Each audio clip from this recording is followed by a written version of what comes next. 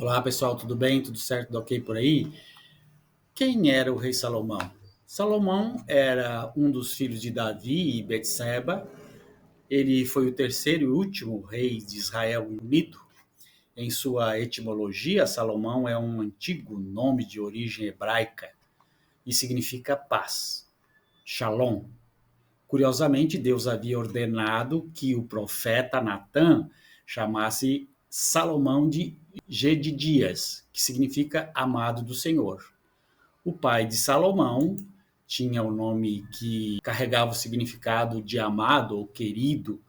O Criador quis dizer que Salomão era tão amado e especial para ele quanto foi Davi, seu pai. 1 Samuel capítulo 12, versículo 34 a 35. Salomão na Bíblia, ele assume a sucessão do trono de Israel quando era jovem. Adonias, seu meio-irmão, conspirou contra Salomão e foi morto. Isso está lá em 1 Reis 1 e 2 e 1 Crônicas 28 e 29. Embora a Bíblia não diga qual idade tinha Salomão quando ascendeu ao trono, sabe-se que ele já era pai e casado, uma vez que Roboão, um de seus muitos filhos, tinha 41 anos quando sucedeu Salomão. Isso está em 1 Reis 14, versículo 21 e 2 Crônicas 12, versículo 31, o que significa que ele era um bebê na época em que Salomão tornou-se rei. Os historiadores acreditam que Salomão tinha cerca de 20 anos quando sucedeu Davi.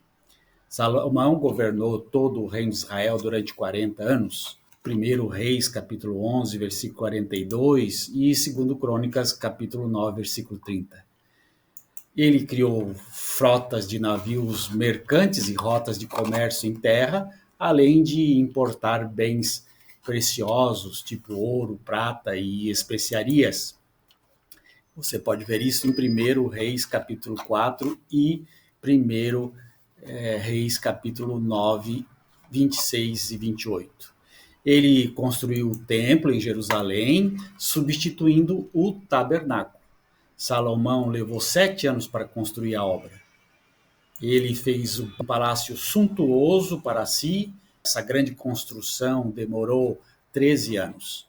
Leia 1 Reis capítulo 5 até 7 e 2 Crônicas capítulo 2 e 4.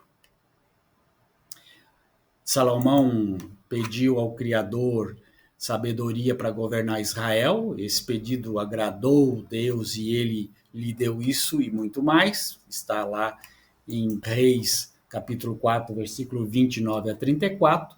Salomão ficou famoso por ter julgado um caso de maternidade. Está lá no capítulo 3, versículo 16 a 28. Duas mulheres que estavam aí brigando por uma criança e Salomão faz a seguinte proposta: vou partir a criança ao meio e cada um fica com uma metade, então. E ele percebeu que a mãe gritou: não, então dê a criança para ela. E Salomão percebeu que a mãe que gritou: dê a criança para outra mulher, era realmente a mãe da criança e devolveu a criança para a mãe. Então, ele escreveu mais ou menos 3.000 provérbios e 105 cânticos.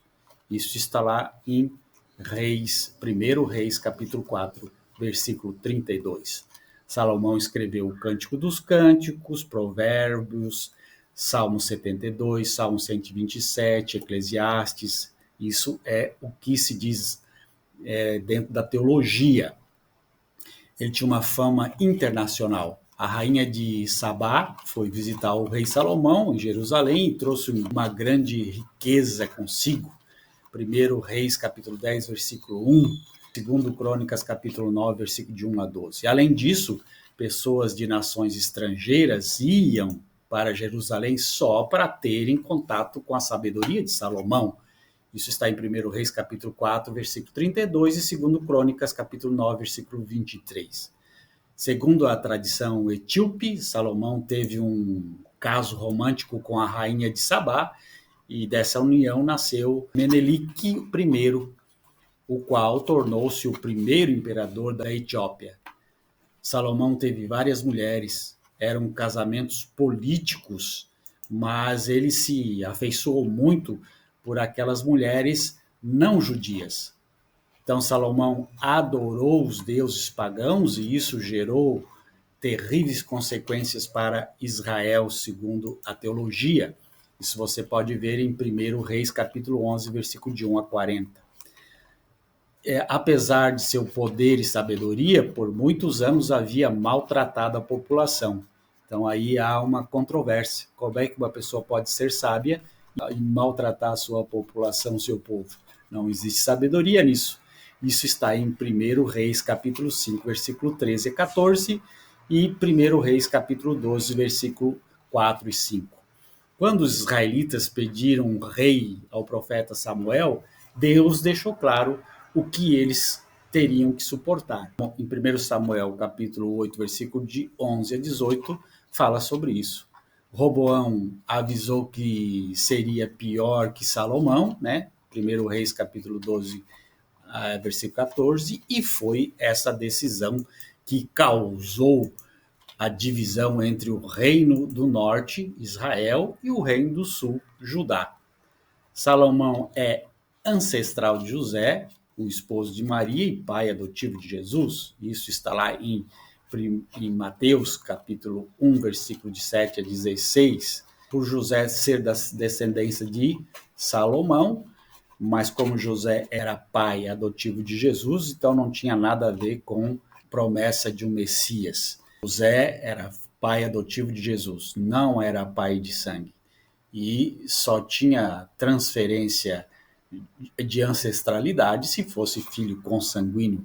Então, logo, Jesus não era consanguíneo a José, logo, Jesus não tinha antepassados ancestral que fazia parte da promessa do Antigo Testamento, Isaías 45:7.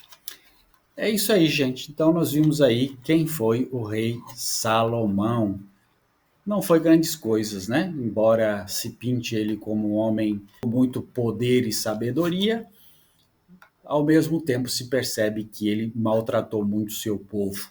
Então, uma pessoa com sabedoria não maltrata os seus. Então, que tipo de sabedoria seletiva tinha esse rei Salomão?